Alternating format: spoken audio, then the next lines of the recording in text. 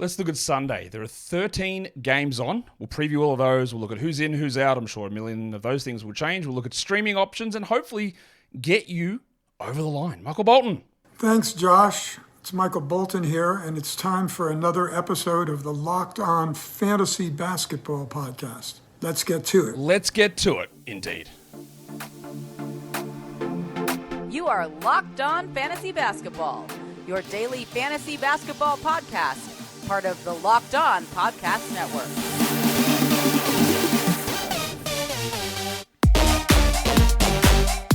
Hello and welcome to the Locked On Fantasy Basketball Podcast, brought to you by Basketball Monster. My name is Josh Lloyd, and today, as we get ready with me, we're going to go a soft bronzer, but I think, it's heading into winter. We might do a bit of a harsh eye.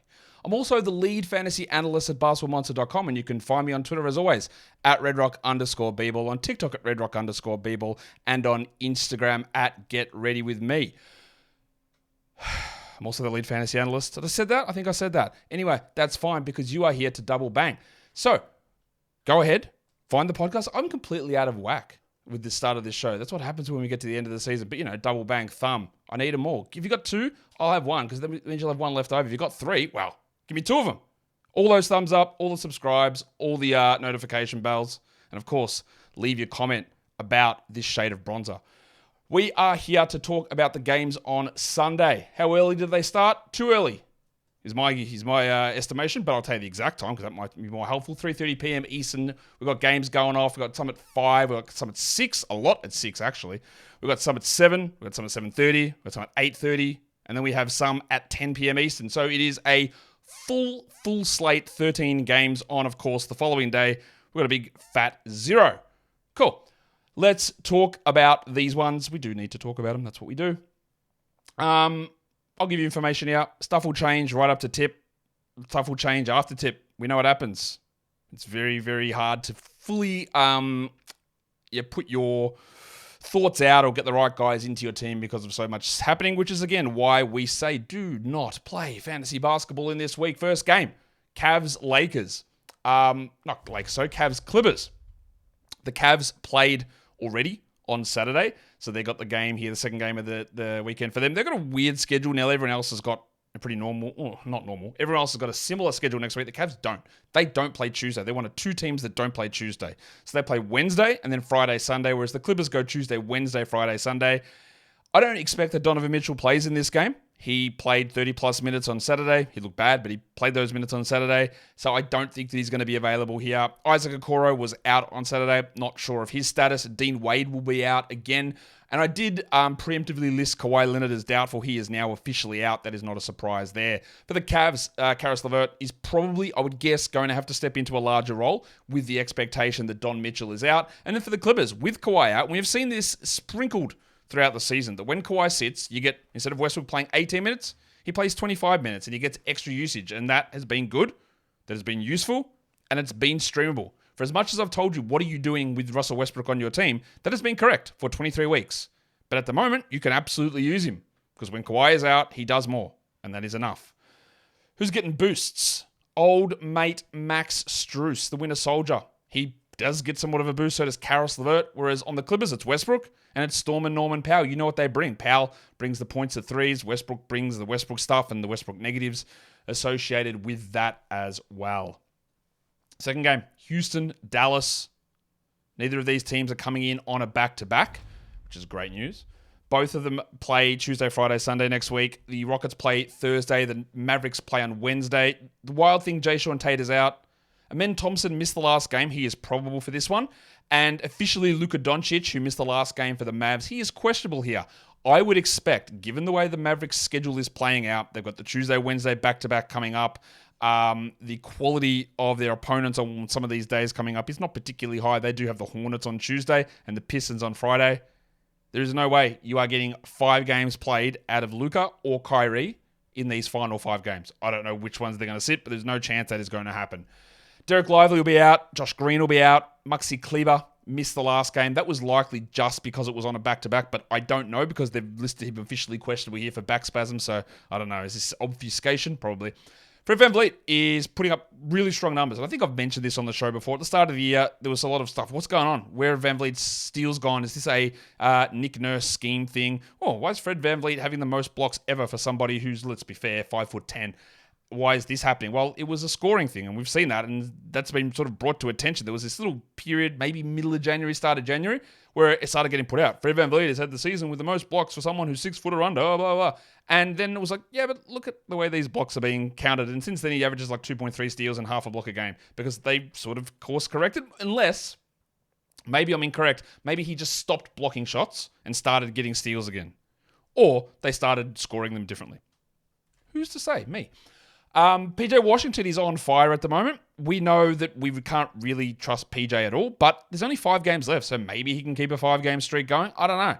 Gattuso Legend does this stuff often.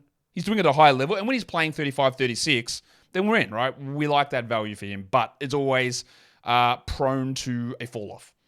Cam Whitmore's getting the boost coming off the bench, but it's only probably 23 minutes, but he's going to have 25 to 30 usage. He's going to hit 3, so that's good enough. And then if Doncic is out, you're going to have more Exum.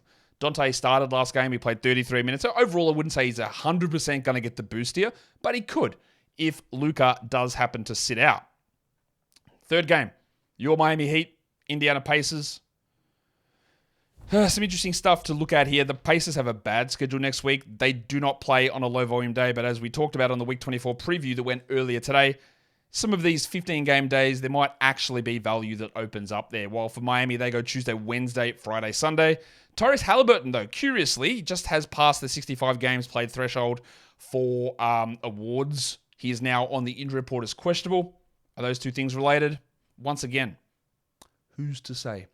Halliburton's questionable. Sticks, Jalen Smith is questionable. He has an ankle sprain. He left the last game early. And the Pacers are one of the teams that does this continually. They list all of their two-way guys as questionable.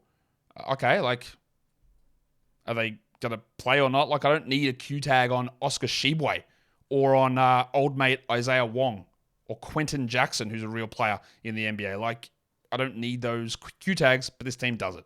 So there you go. And I was not going to tell you about it, but then I just did. The Heat have a completely free injury report apart from Joshie Richardson. I want to watch in Miami Haywood Highsmith because he continues to play really well. I still have some concerns about what happens. Like if there's a game where things don't go well, he could easily just get kicked out of the rotation because they're healthy now. So let's see what happens to Haywood here. And then for Indiana, well, there's a possibility that we have no Halliburton. So TJ McConnell in 20 minutes has been getting it done anyway. And what if he pushes to 24 or 25? Yeah, they don't have the ability now to start Nembhard alongside Mathurin because Mathurin's not there. Nembhard's already starting, so TJ would have to start. So that would be interesting. I don't really think there's anyone that's in huge line to get a big boost for Miami. In fact, it's a bunch of guys that get pushed back. Highsmith probably less than what he's done. Robinson less than what he's done. Huckers less than what he's done. Caleb less than what he's done. But in Indiana, there's a big chance there for Timothy John to really get some numbers cracking. The next one is the Oklahoma City Thunder and your buzzing mates, the Charlotte Hornets. Both of these teams go Tuesday, Wednesday, Friday, Sunday next week. Shea is out once again. Again, it makes me laugh. It's annoying if you've got Shea, obviously, but it makes me laugh how the narrative of Shea was, I'm never drafting him, this team tanks, they'll fake injure him, they get good, and then he doesn't play through some of your fantasy playoffs anyway. Again, going to show that you don't know what's going to happen with injuries. You just don't. So don't plan for it. You don't know. Jalen Williams is questionable. The Broncos missed the last couple, while Isaiah Joe, who started some of the games and hasn't started others, he is probable. Gordie Hayward left the last game with a leg problem. What a shock that is. He's officially questionable here, but I officially do not care about using him in any sort of format. While Big Dick Nick Richards, he's dealing with the plantar fascia issue. They keep, and this is the Hornets, is if there's a more inept organization in the NBA, well, it's Detroit, but if there's another one that's more inept, let me know, because they're listing him questionable. He missed the game on Monday. He was off the injury report for Wednesday. Of course, he missed it. Like, why wouldn't you? He was questionable on Friday. Is he trying to hit the cycle here? We're going to get a doubtful tag pop up? I don't know. I just think there is almost no way that Nick Richards plays through this plantar fascia strain, given the nature of this team and given the nature of their injury reports. But who knows, man? He is officially questionable. So is old mate Leaky Black with an abdominal strain, and Amari Bailey is dealing with an illness. Amari Bailey now. He's the one whose mum rooted Drake, is it? I think so. I think that's the one. Anyway, he's got an illness. Not sure what it is. Don't really care. Who's getting attention paid to them here? Isaiah Joe. because in the last couple of games, there's been a few extra things here with assists and with steals. If Shea and Jalen are out, well, we know Shea's out, but if Jalen's out as well, then I'm okay at looking at Joey in this one. While for Charlotte, Grant Williams continues to start. I continue to have skepticism about Grant Williams' long-term value, but more about my skepticism here about Nick Richards playing, meaning you're going to get Grant Williams and then his backup being Marques Bolden, who, is bad. Lou Dort gets the boost. Now, I know you're going to say, Josh, it's Lou Dort, and you're right. It is Lou Dort. But there can be the occasional 25-point game on 6 of 8 shooting from Lugentz, and that's useful. Of course, he could just take the fire hose and completely put out any of your hopes and dreams with a 2 of 9 shooting performance for 6 points, 2 rebounds, 0 steals. We know what Daughter does, but he does get a boost opportunity. And then Trey Mann continues to get the boost here for Charlotte, as does Vasa Micic. We know that their role is there. There's good minutes because this team is absolute garbage. Today's episode is brought to you by Amazon Fire TV. Fire TV is your destination for sports, live games, highlights, in-depth analysis, and whatever nonsense that you see on this show right here. Fire TV offers amazing viewing experiences with Smart TV as well. They've got the old Fire TV stick. It's not an actual stick. It's actually a USB sort of stick. So we're not talking, wood-based products, but the USB stick can stick into your TV, and then you have access to millions of movies, millions of TV episodes as well. Live sport like baseball, college basketball tournaments, NBA, it is all there. So you're going to want to get your hands on Fire TV. Fire TV also recently created Fire TV channels to deliver a constant supply of the latest videos from your favorite sports brands. I know that I love to sit out here and go, I have a favorite sports brand, but I do know that all of the Locked On Podcast Network is available on these Fire TV channels, including this bloke's head. So you can go and check us out over on the Fire TV channels, as well as most of the big pro leagues, college conferences, in-depth analysis, highlights. It is all there. Plus, great news shows, entertainment shows, cooking shows, gaming shows, travel shows, videos. It's all there on the old Fire TV channels, which you can find on Fire TV and on Alexa devices. So if you haven't checked out Fire TV channels, there's never been a better time. Trust me, go check it out. Amazon.com/LockedOnFireTV. Cool. Next one. What is it? Good question. It is the New Orleans Pelicans, the Phoenix Suns in Phoenix. The Pelicans go Tuesday, Thursday, Friday, Sunday next week. The Suns are Tuesday, Wednesday. Zion is officially questionable, but he did practice. So that's a good thing with that finger problem. Najee Marshall's questionable. I had Jose Alvarado listed out because they said, he's dealing with this abdominal thing. He probably comes back before Ingram, and then he's questionable. Cool. The challenge of NBA coaches not lying about injuries, it's got to be level impossible. Has to be. So Alvarado's questionable. Ingram's out. Damo Lee remains out for Phoenix. Not sure we ever see Damo play in the regular season. So Dyson Daniels has been doing a lot here, the old dustbuster. But if Jose plays, what do they do to Daniels' minutes? Now, he started last game with Ingram, Zion, and Jose out. I guess if Najee Marshall's out or Zion's out or Alvarado's out, there are big opportunities still for Dyson. And when you're looking for steals, that's what he brings with a smattering of other things. For the Suns, I do want to watch Brad Beal, not because you're adding Brad Beal, although he was dropped in some leagues that I heard of, but it's more about where is he settling into his role? Because he's been obviously trash to start the season, the back problem, but then he's sort of settled in. You mostly drafted him in the 60s, I'm guessing. And per game stuff, he's sort of been around that mark. But I get the feeling that he's going to fall in drafts next season, but I just want to see the role where it settles in, the usage, the shooting, all of this sort of stuff. Jonas Valanciunas, is he getting boosted? Maybe. We saw last game, and this is one of the biggest clear indicators of Jonas Valanciunas. Zion was out, played 27 minutes and had a big one. If Zion plays, well, maybe Jonas still has a big one, but maybe his game performance is actually lower. So we just need to look at that, and that's really the way the trend has been going. So maybe Jonas gets the boost, but more than likely he doesn't. That's possible. Whereas Phoenix, unbelievably, for this team has been as injured as they were all season. They're fully healthy. So there you go. No one getting a significant boost there on that one. Chicago and Orlando. This one's in Orlando. Orlando, amazingly, I can't believe they choked that game away to Charlotte, but if they'd have won that, they were in a real chance to get the 2 seed, which is legit unbelievable to think. I was talking to Ben yesterday. He's remember when Orlando was flying and they were in the 5 seed? I go, bro, they're the 4 seed now. And they could actually get the 2 seed. He's actually? I go, yeah. But nobody talks about how high up the standings they are. They're there. Anyway, who cares? Tuesday, Thursday for the Bulls with Friday, Sunday. The Magic go Tuesday, Wednesday, Friday, Sunday. The problem here with Chicago is we've got two big key parts. 40-minute legend Kobe White is questionable. Left the last game after 11 minutes. Alex Caruso, questionable locker room legend. He's questionable too. They both didn't return in the last game. We'll talk about the other injuries here. Torrey Craig's probable. Julian Phillips, he's not questionable. Why do I queue? He's actually out. On the Orlando side, Caleb Houston is questionable. And then John Isaac, he's not on the injury report, which would be a great thing if they didn't lie last game where they took him off the injury report and we said, all right, it's good to go. And then he played 0 minutes. And after the game said, yeah, you know what? We're actually joking. He actually had back spasm, so he didn't play. So yeah, the fact that he's off the injury report is fantastic. But am I going to believe it? I sort of am, but geez, how can I? For the Bulls, DeMar DeRozan is something I want to watch. And the reason I want to watch this for DeRozan is I tweeted this out today, took a look at straight 9-cat rankings, total numbers, and he's 12th overall for the season, which is, to me, nowhere near representative of the season DeRozan's had. But people love DeMar DeRozan. They really do relish what he brings. But watching what he is doing at the moment, you are seeing 40 minutes a night, increased usage and ball handling for him, plus the fact that he may not be on this team next season, makes me really concerned that he might be one of these guys that gets incredibly overvalued. You can look at his numbers this season, his overall season numbers, the efficiency is way down. He's had efficiency issues this season combined. He's been very, very strong down the stretch, but it's about watching what he does, but understanding the full context behind it. You could be running here with no Lonzo who might return, no Zach LaVine. You might have no Kobe White in this game. DeRozan might play as a 30-minute fourth option on a different team next season. I've got no idea, but there is a huge risk of him being overvalued. The last game for Orlando, I guess it threw the cat amongst the pigeons because Markelle Fultz played 30 minutes. What? Why? Where did that come from? He played 28 combined, the last two. So he played 32 actually. So I don't really know what to do with that.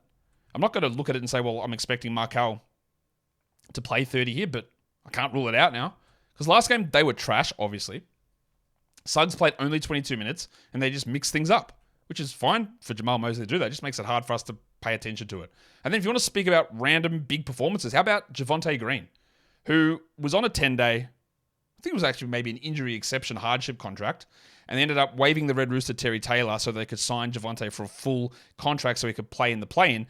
Javonte played 33 minutes. He had a big double-double, and with maybe Caruso, and that was sort of the one-for-one replacement for Javonte, with maybe Caruso out and also Kobe White, and the fact that the rest of their bench is pure garbage, yeah, there might be decent minutes here for Javonte, and he might be useful. And then Wendell Carter has been getting very good either per-minute production or boosts in minutes recently too, and that's worth paying attention to. Washington and Toronto.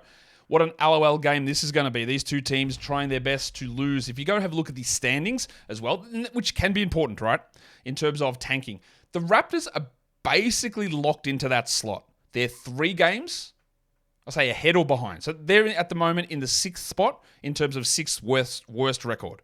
Memphis is 7, and they're 3 games behind, and Portland's in 5, and they're 3 games ahead. It's going to be really hard, I would think, for either Toronto to fall behind Memphis or Toronto to jump ahead of Portland. So does that lessen their chances of deliberately sitting guys to lose games? Maybe. But that's only half of tanking. Half of it is we are deliberately trying to lose games. That's half of it. The other half is you are older players who are established. We have seen what you do. We're all comfortable with that. We don't want to risk you getting any sort of injury leading into next season. So let's see what the young, somewhat expendable guys can do. Do we want to bring them back? Well, where's their role going to be? So you sit guys with fake injuries there.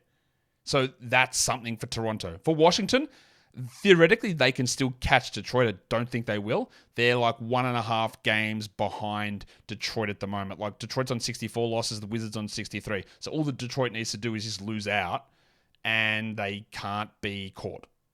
But who knows? So when then Washington's miles ahead of Charlotte in the 3 slot. The Wizards don't play a quality game next week. They go Tuesday, Friday, Sunday only, while the Raptors go Tuesday, Wednesday, Friday, Sunday. Kyle Kuzma, who missed all those games with a dreadful shoulder injury, is now on the injury report with an ankle sprain. The luck, man. It's just, I can't believe it.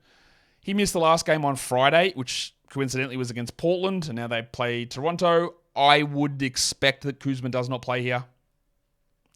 I don't know. He's officially questionable. While old mate Rashawn Holmes is also questionable, who has missed, 5 in a row with a toe sprain? And he's actually an important piece here. Because if he is out, then we do really lean into old mate Tristan Vukcevic. I don't expect that Tyus Jones is coming back this season, so I'm just going to tell you that I think he's out for the rest of the season. That's not official. And then on the Raptors side of things, they're not immune to throwing garbage injury reports out there. Gary Trent is questionable with an illness. He had back spasms, and now he got sick. Again, the luck. These bad teams, they're just luck, man. That's all it really becomes between being a good and a bad team is luck, evidently.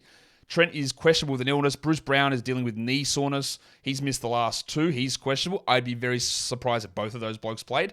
And then DJ Carton must have the worst ankle injury in the world. He is out yet again. Although, again, I'm not actually joking on that because you're not sitting DJ Carton because he's so important to winning. He must just have a really bad ankle injury. Unfortunately for him, because this was his opportunity to get some run in. So what are we watching for? On the Washington side, Vukcevic. He is streamable. If we knew that Rashawn Holmes. If we knew that Holmesy was out, we'd be all right with Vukcevic. In fact, I think I still would be okay with Vukcevic here because I don't think they're going to be like, all right, Rashawn Holmes, you are our future. Instead of this young guy who's played 4 NBA games, let's see what he can do. I think we'll be okay with Vukcevic irrespective of Holmes, but it would be nice to know. Wara for Toronto is someone that I want to watch because he had been playing really good minutes and they went, absolutely not, you're playing 12. All right, so let's see what happens with Trenner, with Brown. Like the fact that Abaji is back, does that mean that Wara just fades into insignificance now? It could be. In terms of guys getting boosted, like they're playing 40 minutes of Corey Kispert. That's a great way to lose games as well, but he's getting a big boost there. And then Jared Butler, I don't know why I put 2 Wizards guys there. That's obviously an error on my part. I'll just tell you Jared Butler's interesting enough to take a look at. The guys getting boosted in Toronto, it really depends on who ends up being out, but we're always getting a little bit of dick, but it's just not enough. And at this point, I don't know. I can't really recommend having Dick on your roster at this point as a regular thing. Streaming in, have a go at a Dick stream. Like that is totally reasonable. But as a regular every night thing of like I am using Dick each night, I don't think that that's like recommended at this point. So again, adjust your Dick preferences as needed. Today's episode is brought to you by Robinhood. Did you know that even if you have a 401k for retirement, you can still have an IRA? Robinhood has the only IRA that gives you a 3% boost on every dollar that you contribute when you subscribe to Robinhood Gold. But get this, now through April 30th, Robinhood is even boosting every single dollar that you transfer in from other retirement accounts with a 3% match. That's right. There is no cap on that 3% match. Robinhood Gold gets you the most for your retirement thanks to their IRA with a 3% match. This offer is good through April 30. Get started at robinhood.com/boost. Subscription fees apply. And now for some legal info. Claimers of Quarter 1 2024 validated by Raiders Global Market Research. Investing involves risk, including loss. Limitations apply to IRAs and 401ks. 3% match requires Robinhood Gold for 1 year from the day of the first 3% match. Must keep Robinhood IRA for 5 years. 3% matching on transfers subject to specific terms and conditions. Or Robinhood IRA is available to U.S. customers in good standing. Robinhood Financial LLC, member SIPC, is a registered broker dealer. Ooh. Cool. Let's go on to the next game. Boston. They're hosting the Portland Trailblazers. Cool. The Blazers go Tuesday, Thursday, Friday, Sunday, as do the Celtics. As we know, the Celtics have the best record in the NBA. The load-managing legends are going to be going absolutely wild with this over these next few games. You'll be shocked to know that the Ides of March have continued to get the big fella, Jeremy Grant. The man who has not played a single NBA game in April in 3 years and has played about 20% of his March games in those 3 years because he likes money and not being good, which is totally his prerogative. If you had the opportunity to say, hey, bro, like, here's $35 million a year, you only have to play half a year and you can just jack shots with no responsibility, it's not a bad deal, yeah?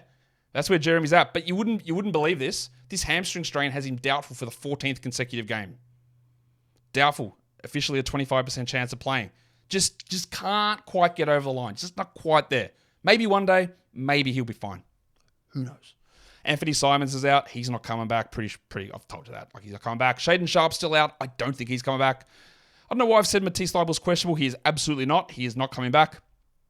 Ibubaji is questionable. And then Derek White, who sat the last game, load management. Sorry. terrible injury that he miraculously recovered from in one day. He's fine to return, but both Jason Tatum and Jaylen Brown are on the injury report as questionable. Now, Jaylen missed the last game, and Tatum's dealing with an ankle problem. There is zero chance that Jason Tatum is playing this game. I can't say zero. Let's say 0.269%. That's the percentage chance that Jason Tatum is playing this game. There is no point in listing him questionable in a game against whatever this foolish franchise Portland is. You're not putting him out there. You're that far ahead of everybody else. You do not need to play Jason Tatum. Jaylen Brown's got a legit wrist thing. Now, he came out and told us, yeah, it's really bad, man. I'm going to play through it. You're not, and you're probably not going to play through this one either, Jaylen. But that's totally okay as well. You don't need to play. That is why load management is good. Yeah? They don't have to play. I don't expect either of them to play, but I also don't know. Because they have to lie and say, oh, he's questionable, let's touch and go. Like, they know. We know this. You know already. They are well aware of this. They know what they're doing for the entirety of this week.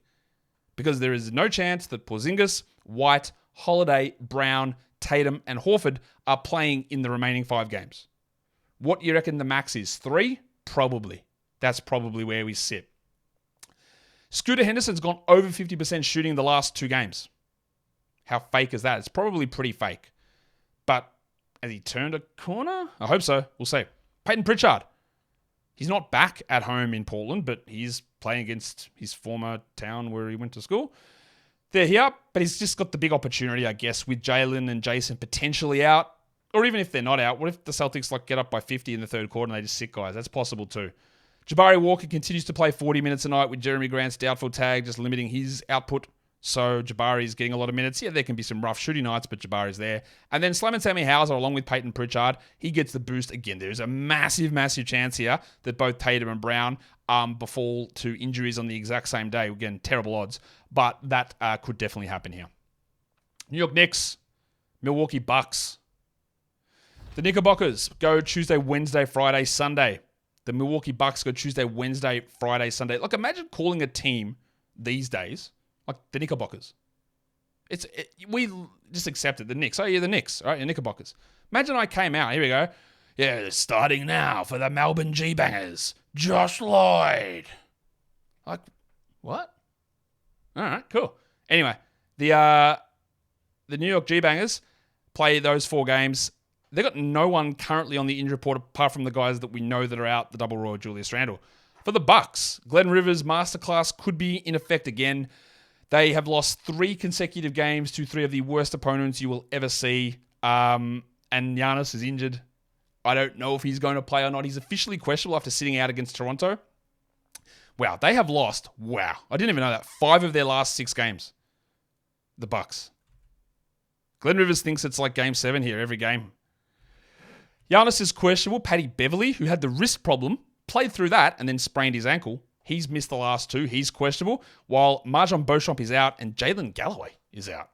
So what do we want to watch for the Knicks? Because we saw OG Anunoby sort of come down Sting style from the rafters and returned. We didn't really see that coming.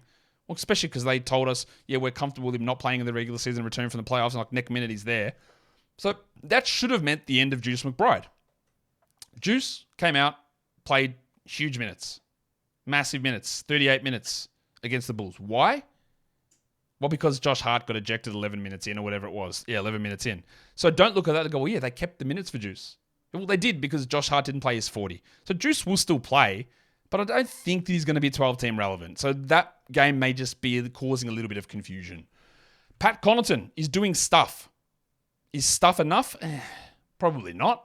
But he's had some steals, some blocks, some assists. Yeah, playing 30 minutes of Pat Connaughton is probably a reason that you've lost 5 of your last 6. But Doc Rivers seems to think that that's the right choice. That's how you know it's the wrong one. We're also seeing Isaiah Hartenstein play back to his potential as they realize that once more that Precious Achiuwa is actively bad. So that's good for Hartenstein, and we're getting a good boost for him. And then Bob Portis. They went with Portis over Brook Lopez in the last game.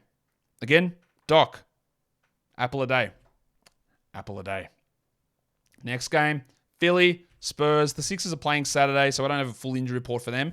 coming into Sunday's game. They've got a dreadful schedule next week. No low volumes, only 3 of them in total. Tuesday, Friday, Sunday.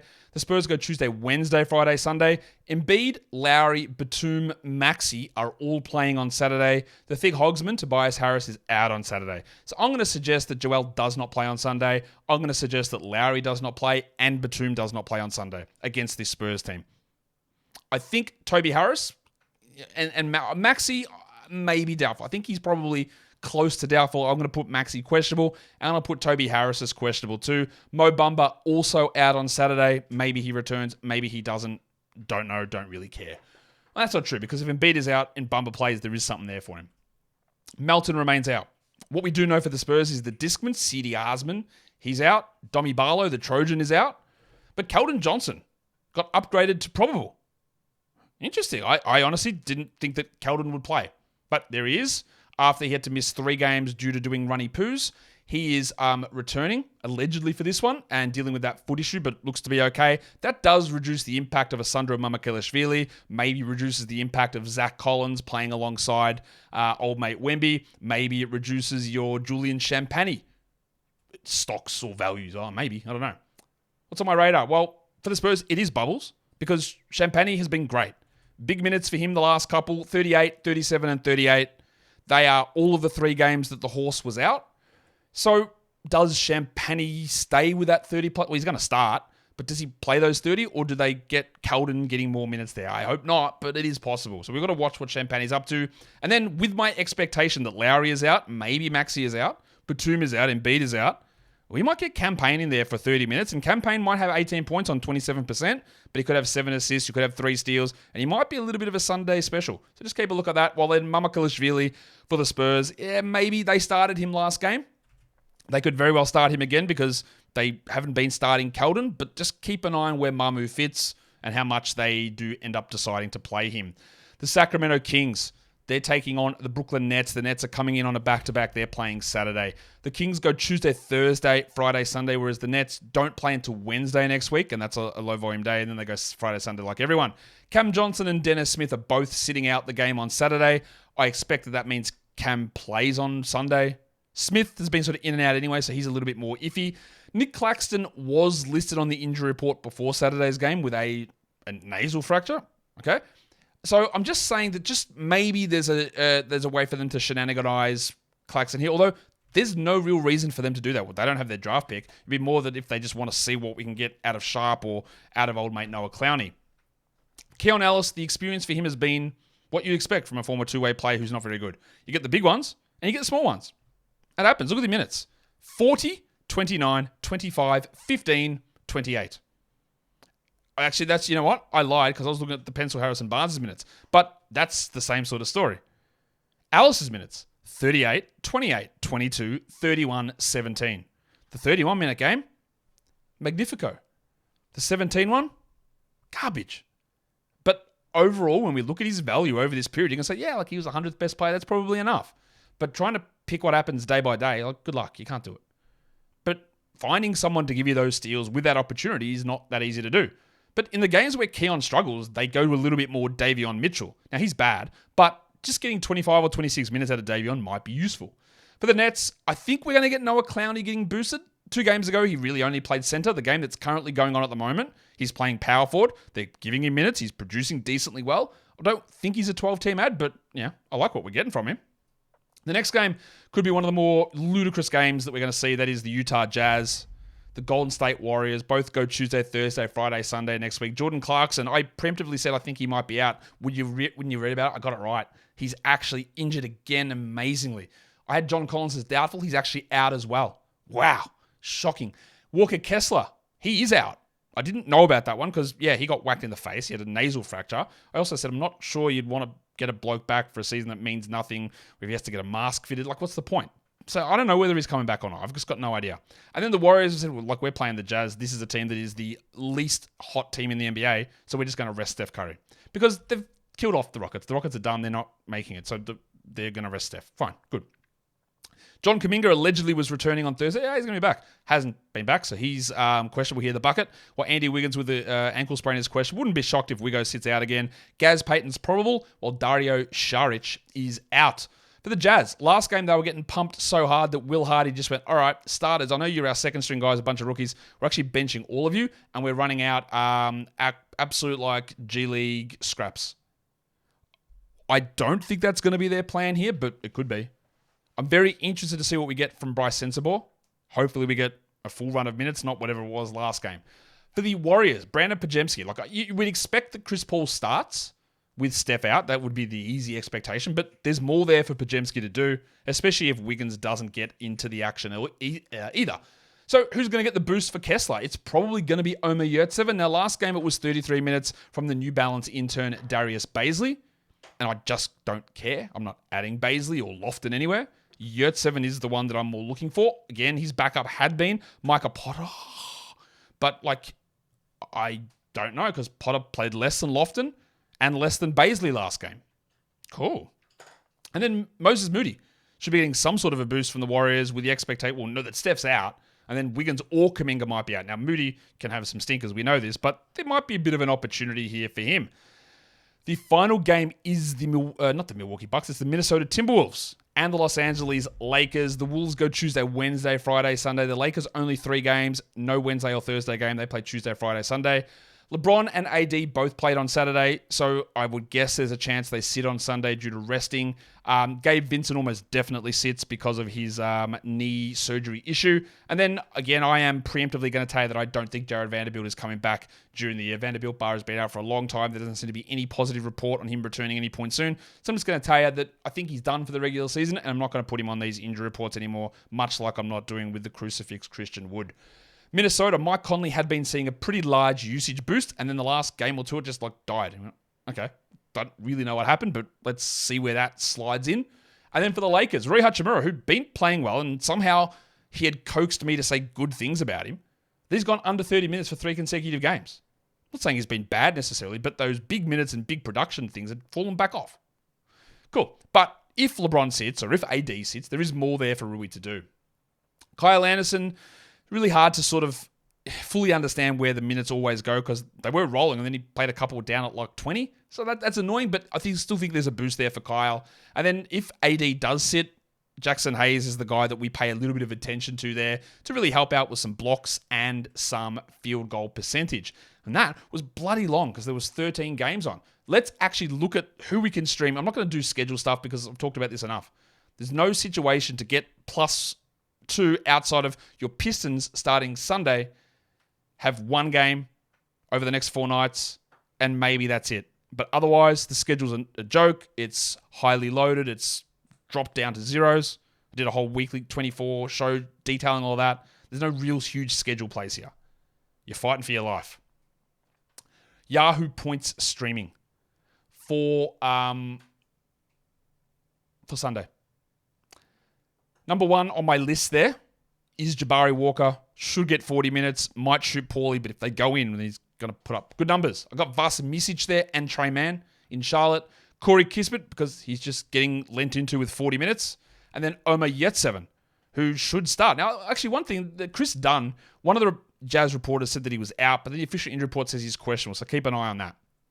So Omer Yurtseven is a Yahoo points guy, as is Bryce Sensabaugh, but there are obvious opportunities there in Utah.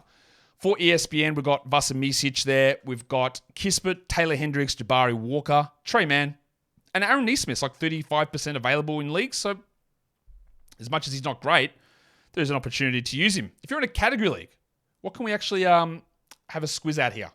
Well, for the points category, I do like Kispert. I like Norman Powell. For your deeper formats, Malaka Branham and Vasa Micic can still be scorers, and they're available in 70+% of leagues. For threes, Kispert, Leaky Beasley's been dreadful, but if you're looking, hey, I need someone to hit 5 threes, like there's no one really better than Leaky, so like he's in the mix there. And then for deeper formats, you go to Davis Bertans and you go to Slammin' Sammy Hauser. For rebound numbers, we go to big man stats, rebounds, Jabari Walker, the big avocado himself, Andre Drummond, who's at double-digit rebounds, I think, in 2 of his last 3 games. Then you go to Taylor Hendricks and maybe even Trey Lyles for those deeper formats. For blocks, I am going to put, I could have put Big Dick Nick Richards across all of this, but I just don't think he's going to play. But if you do, go for it. Or even a Rashawn Holmes. I just don't think he's going to play either. For blocks, John Isaac, fingers crossed, the backs are right. Taylor Hendricks, Drew Eubanks, and then Julian Champagny as a guard/forward, a very good out-of-position shot blocker. For guard stats, for assists, we are going to Vasa, Micic, and TJ McConnell. Now, I don't think you could find a more reliable source of, let's say, minimum 5, but 10-plus assist upside. You don't get that on the wire often, and it's here. The other ones we can look at are Trey Mann and Kyle Anderson. Whereas for steals are pretty nice, yeah? Keon Ellis, the Dustbuster Dyson Daniels, Trey Mann. There's also Kyra Lewis. Now, I put Kyra Lewis on there because I was working under the assumption that Chris Dunn was out. But now I don't know whether Chris Dunn is out. So I don't know whether Lewis is going to be worth looking at. But he's a guy that's available like basically literally everywhere. He can do some really good defensive things as well, Kyra. So just keep an eye on that if we do get more clarification on the Dunn stuff. And then lastly, percentages. Field goal percentage. Drummond, Mo Wagner, Drew Eubanks, and there, yeah, TJ McConnell, very good field goal percentage player. And for free throws, Kyra Lewis is a good free throw guy. Don't know if he plays. Malaka Branham, Timmy Hardaway, and Davis Bertans. And that is a very, very busy 13-game look ahead for Sunday. There are going to be things that change all over the shop. We know this. We try our best to stay ahead of it as we can. Early starts again tomorrow. Get ready for it. But if you want to get ahead of the early start, you thumb it up right here. You ring the bell. You notify. That's the bell, isn't it? That's the notification thing. Love it when I get my bell rung. And you could also subscribe and leave your comments down below. What did you think of my bronzer? Should I go harsher on the old, what's it called? The Egyptian cat eye thing? Maybe next episode, yeah? Guys, we are done here. Thank you so much for listening, everyone. See ya.